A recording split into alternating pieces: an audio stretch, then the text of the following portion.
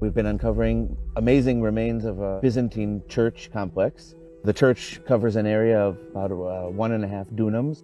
For nearly 1,500 years, the muddy ground of Galilee concealed a secret that was never meant to be found. Historians long believed that every word Jesus spoke to his disciples had already been written down, carefully preserved in the Bible for eternity. But that belief may have been mistaken. Along the northern shore of the Sea of Galilee, archaeologists have uncovered something extraordinary. Beneath layers of damp earth, they revealed an ancient mosaic floor, sealed in silence since the days of the Byzantine Empire.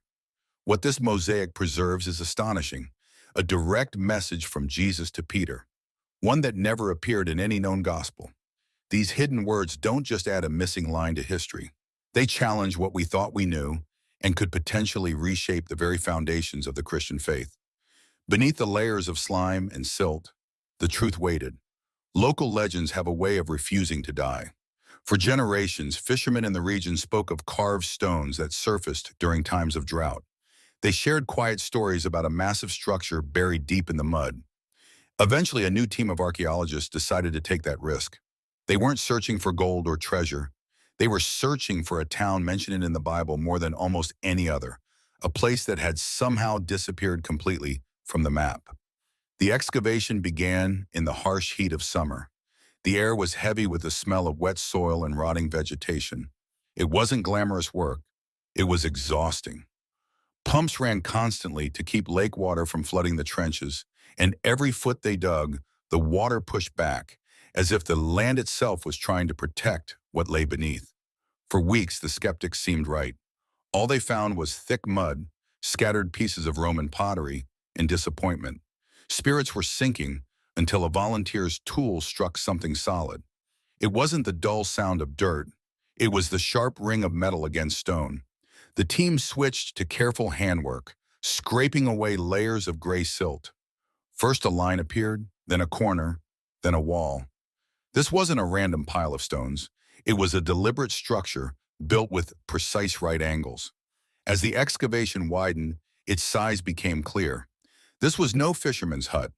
It was enormous, with thick walls meant to endure centuries. Going deeper, they uncovered a curved apse, the semicircular space where an altar belongs in a church. But this wasn't an ordinary church. Its design was grand, complex, and astonishingly ancient. Even more incredible, it sat exactly where early pilgrims had claimed the house of Peter once stood. For years, historians dismissed those pilgrim accounts, calling them mistaken tourists or wishful thinkers. They insisted the true site was miles away on dry land. But the mud at El Araj was telling a different story. As 15 centuries of grime were gently washed away, color began to emerge from the floor, reds, blues, yellows, forming a beautifully preserved mosaic. Against all expectations, the mud had not destroyed the site. It had sealed it, protecting it like a time capsule from looters, weather, and invading armies. Yet the greatest discovery wasn't the building itself. It was what lay woven into the geometric patterns of the floor. A message. A text reaching across time, speaking directly from the year 500. The shocking part was that this was only the surface of the mystery. As the team continued cleaning the mosaic tiles, they realized the church hadn't been built on an empty land. It stood on top of something far older. And that lower layer held the answer to a question that had baffled scholars for nearly 2,000 years. What began as an exciting discovery was about to take a much darker turn, the capital of the apostles. To understand why this mosaic matters so much, you have to understand its location. This isn't Jerusalem, it isn't Nazareth. This is Bethsaida. If you know the Bible, that name should sound familiar. Bethsaida was the hometown of Peter, Andrew, and Philip. It was where Jesus healed a blind man and where the feeding of the 5,000 took place. In many ways, it functioned as the operational center of the early apostolic mission. But Bethsaida is known for something else too, something unsettling. It is one of only 3 cities that Jesus openly cursed. In the Gospel of Matthew, Jesus condemns the city, saying, "Woe to you." Despite witnessing miracles, the people refused to change. Jesus foretold that the city would be brought down to Hades. Historically, that prophecy seems to have come true. By the 4th century, Bethsaida had become a ghost town. It vanished from maps. Roman historians stopped mentioning it altogether. It was as if the earth itself had swallowed the city whole. For nearly 2,000 years, no one could agree on where Bethsaida actually was. Two locations fiercely competed for the title. One was a rocky hilltop site called Et Tel. It had impressive ruins, but it sat far too far from the water to match a fishing village. The other was El Araj, the muddy, swamp-like site where this excavation was taking place. The debate was intense. Entire academic careers were built around proving one site was correct and the other was wrong. But the discovery of this church changed everything. When archaeologists dug beneath the Byzantine mosaic floor, they encountered a destruction layer. Below it were houses from the Roman period, and not just any houses. These were fishermen's homes. The team uncovered lead net weights, fishing hooks, and first-century coins. This was the breakthrough. A fishing village was active here at the exact time Jesus lived. But there was another twist. The way the church was constructed revealed something deeply intentional. The Byzantine builders didn't place the church randomly. They carefully positioned it directly over one specific house. In the ancient world, you didn't construct a massive basilica over an ordinary fisherman's home unless that location carried extraordinary meaning. The builders went to remarkable lengths to preserve that spot. They enclosed the original room with protective walls. They treated the dirt floor of the house as sacred. Everything pointed toward one conclusion. They believed, without question, that this was the actual home of Peter. Skeptics might argue that the builders were guessing, but ancient memory was far more reliable than we often assume. People didn't rely on maps or written coordinates. They relied on oral tradition. Grandfathers brought their grandsons to the site and said, "This is where the rock of the church once lived." The discovery at El Araj suggests that even after Bethsaida was cursed and disappeared from history, a small group of believers remained. They protected the site. They passed the knowledge down quietly. And for centuries, they kept the location hidden. They kept the memory alive. They protected the site for generations, waiting for the moment when the empire itself became Christian and a monument could finally be built. But that monument wasn't meant to be just a marker of remembrance. It was a vault. And inside that vault, they sealed a sentence that takes us back to the very moment Jesus spoke to his followers. This is where the story becomes complicated, because the words preserved in stone weren't something you'd recognize from a Sunday school lesson. After centuries of silence, the stones were finally ready to speak. The Byzantine Code. Let's return to the mosaic. As conservators carefully removed layers of grime built up over centuries, Greek letters began to emerge. The team gathered around, cameras flashing, pulses racing. An expert in ancient Greek was brought in to translate the inscription on the spot. At first, it seemed ordinary enough. The text opened with a dedication to a bishop, a common feature in Byzantine churches.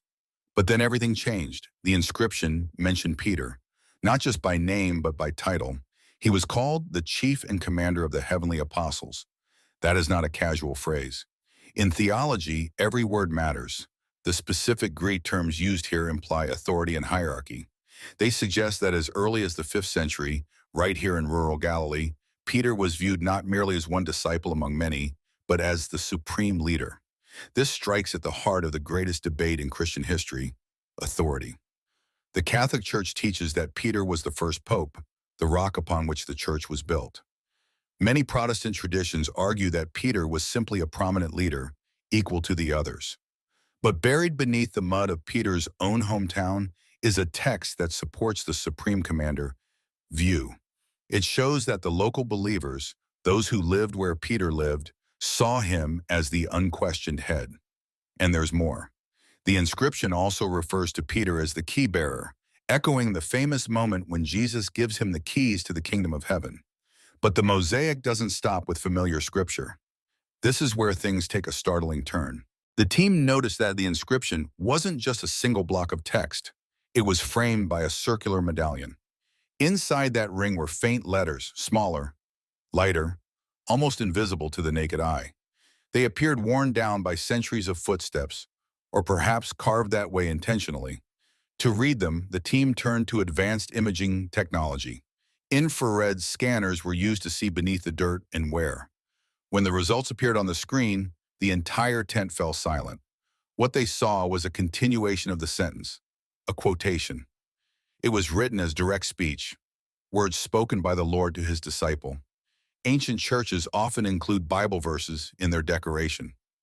That's normal. But this text didn't match any known biblical manuscript. It wasn't a standard quote. It was a variation, or possibly something even more unsettling.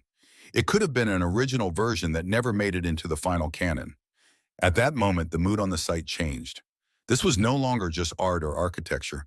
They were staring at what looked like a transcript of a conversation that had taken place 2,000 years earlier, just yards from where they stood. The words were personal, intimate, and they hinted at a role for Peter that went far beyond anything recorded in Scripture. The scans revealed something almost unthinkable, a reference to the preparation of heaven itself. As the images were processed, linguists worked to reconstruct the fragmented letters hidden within the mosaic's inner ring. When the sentence finally came together, it read something like this: "Guard my house, for I go to prepare the heavens." Let that sink in. Guard my house. In the Gospel of John, Jesus tells Peter, "Feed my sheep." In Matthew, he calls him the rock. But nowhere in the canonical New Testament does Jesus tell Peter to guard my house. And then there's the second line, "For I go to prepare the heavens." We recognize something similar from John 14, where Jesus says, "I go to prepare a place for you." But this is different, subtly and profoundly different. And that difference may change everything. This implies a division of responsibility. Jesus takes on the work of shaping the next world, while Peter is left behind as the guardian of this one. And that matters, because it suggests the house wasn't just a metaphor for the church. It may have meant a real physical place. Remember, this church was built directly over a house, Peter's house. So what if the tradition wasn't simply that Peter once lived there? What if it preserved something more specific, something far more intentional? What if Jesus told Peter, "Stay here, protect this place. This is the anchor"? That idea lines up with what scholars call the agria, sayings attributed to Jesus that appear in ancient texts but never made it into the Bible. There are dozens of them. Some are strange, some are profound. But finding one carved into the floor of a major pilgrimage site gives it enormous weight. It suggests the people of Bethsaida remembered something the gospel writers left out. The phrase, "guard my house," changes how we see Peter's role. It reframes him not as an administrator, but as a watchman, a protector. Less shepherd, more sentinel. But that raises a question. Guard it from what? This is where speculation begins, but history offers clues. Early Christians believed holy places were contested ground. They thought these sites attracted hostile forces, that darkness resisted them. If that's true, then telling Peter to guard the house may have been assigning him a spiritual duty far beyond preaching. The discovery also collapses the distance between legend and reality. It grounds the myth. It makes the keys of heaven tangible. After all, keys are used to lock and protect a house. Taken together, the mosaic suggests the early church viewed this exact location, this small patch of Galilean mud, as a kind of heavenly embassy on earth. And Peter was the appointed custodian, ordered to hold the line until the master returned. But there's another layer to this, one that edges into the mystical. Preparing the heavens. What does that even mean? It sounds like construction, like unfinished work. It implies heaven wasn't complete yet, that while Peter stood guard on earth, Christ was actively shaping the next phase of reality. That's a dynamic view of the afterlife we rarely hear in sermons. The team knew they were staring at something explosive, a sentence that stitched together earth and sky, history and theology. But there was still a final, more unsettling possibility. The last piece of the puzzle wasn't buried in the ground. It was written in the stars. The final secret, if we take the inscription at face value, guard my house, for I go to prepare the heavens, we're forced to ask an uncomfortable question. Why here? Why this exact point on the planet? Why would the preparation of the heavens require a specific physical location on Earth to be protected? Among fringe theologians and unconventional researchers, there's a whispered theory that certain places act as anchors. As above, so below. It's an ancient idea, the belief that the physical world mirrors the spiritual one, but perhaps it's more literal than we've allowed ourselves to believe. What if Earth isn't just land and water? What if it's more like a circuit board, and some locations function as connection nodes? If Jesus told Peter to guard the house while he went to work on the heavens, could Bethsaida have been seen as one of those nodes? A junction point, a bridge between realms. Look at the pattern. This wasn't just any fishing village. This was the epicenter of the impossible. The blind regained sight here. The hungry were fed from nothing, an outright violation of conservation laws. Water became a roadway. Gravity was optional. Seen through a science fiction lens rather than a purely religious one, a disturbing idea emerges. The rules of reality were thinner here. The boundary between worlds was fragile. This was a place where the code of existence could be rewritten in real time. And maybe guarding the house was never about protecting a building or even a congregation at all. Maybe it wasn't about guarding a building at all. Maybe it was about guarding a breach, keeping a gateway secure. That idea lines up uncomfortably well with the Gnostic texts, the ancient esoteric writings the early church rejected and tried to erase. Many of those texts describe guardians and gatekeepers of the celestial realms, beings assigned to watch the boundaries between light and matter, heaven and earth. The mosaic found at El Araj may be a surviving fragment of that older, more mystical version of Christianity, a version that was later smoothed over by Rome, reshaped into a structured hierarchy of bishops and popes. While the stranger, cosmic elements were buried under doctrine, stone, and time. This discovery forces us to rethink the apostles entirely, not just as robed teachers or wandering preachers, but as participants in something far larger, a cosmic system. Peter wasn't simply a fisherman promoted into leadership. He was the designated guardian, the sentinel, the one left holding the keys, not just symbolically to a kingdom, but literally to something that needed to stay sealed while the master architect went to work elsewhere. That's a staggering thought. It suggests the ascension wasn't merely a spiritual departure. It was a transition, a transfer, and someone had to secure the door afterward. And here's the detail that makes the story even stranger. The church wasn't destroyed by an invading army. It collapsed during an earthquake in the 8th century. The ground shook, the walls gave way, and mud slowly reclaimed everything. It's almost as if the earth itself chose to swallow the secret. For more than 1,000 years, Peter's house was lost. The coordinates vanished. The site was unguarded, or perhaps hidden deliberately, protected by silence. 10 centuries passed. No maps, no memory, just absence. And then suddenly we find it again. The waters of the Sea of Galilee recede just enough. Ground-penetrating radar becomes precise enough. Archaeological timing lines up perfectly. It doesn't feel random. It feels timed. We are uncovering these instructions at a moment when the world feels increasingly unstable, when reality itself seems stretched thin. It's hard not to wonder if this message wasn't meant only for Peter in the 1st century, but for us. A time capsule, a dormant command, waiting for the right generation to dig it up. Guard the house, protect the foundation. Remember the origin, watch the breach. The archaeologists have packed up for the season. The mosaic has been carefully covered again, sealed beneath sandbags to protect it from the elements.